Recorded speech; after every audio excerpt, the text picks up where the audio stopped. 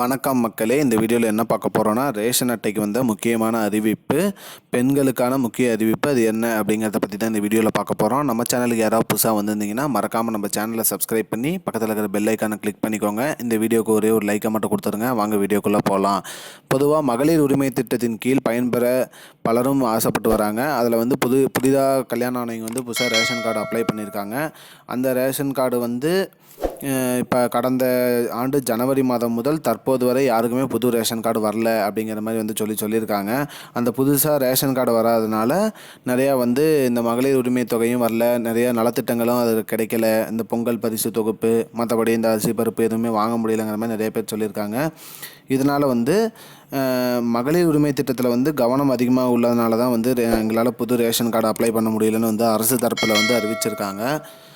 புதிய ரேஷன் அட்டை வாங்குவதில் ஒரு முக்கியமான அறிவிப்பும் ஒன்று இப்போ அமைச்சர் கொடுத்துருக்காரு. என்ன கொடுத்துருக்காருன்னு பார்த்தீங்கன்னா, அமைச்சர் திரு பெரிய கருப்பண்ணன் அவர்கள் என்ன சொல்லியிருக்காருன்னா, புது ரேஷன் கார்டு விரைவில் அந்தந்த உணவு பாதுகாப்பு துறையிலேருந்து கொடுத்துருவாங்க அப்படிங்கிற மாதிரி சொல்லியிருக்காங்க. ரேஷன் கார்டு அப்ளை பண்ணவங்க எல்லாத்துக்குமே வந்துடும். மகளிர் உரிமை திட்டம் நாங்கள் ஃபோக்கஸ் பண்ணி பார்த்துட்டு இருந்தனால தான் எல்லாருக்கும் ரேஷன் கார்டு வழங்க முடியல. அப்படி ரேஷன் கார்டு கொடுக்கும்போது அந்த திட்டத்துக்கு அப்ளை பண்ணுறவங்க அனைவருக்குமே மகளிர் உரிமை தொகையை கிடைக்கும் அப்படிங்கிற மாதிரி சொல்லியிருக்காரு.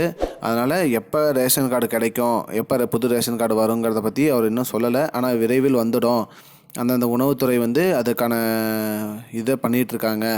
விரைவில் அனைத்து புதுசாக அப்ளை பண்ண அனைவருக்குமே ரேஷன் கார்டு வந்துடும் அப்படிங்கிற மாதிரி சொல்லியிருக்காரு.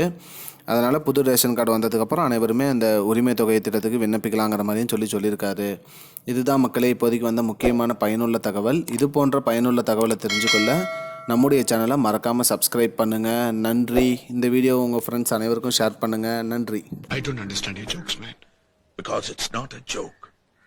முன்ன பின்ன தெரியாத ஒரு பையனுக்காக விடுற அந்த மனசு இருக்க, அதான் கடவுள்.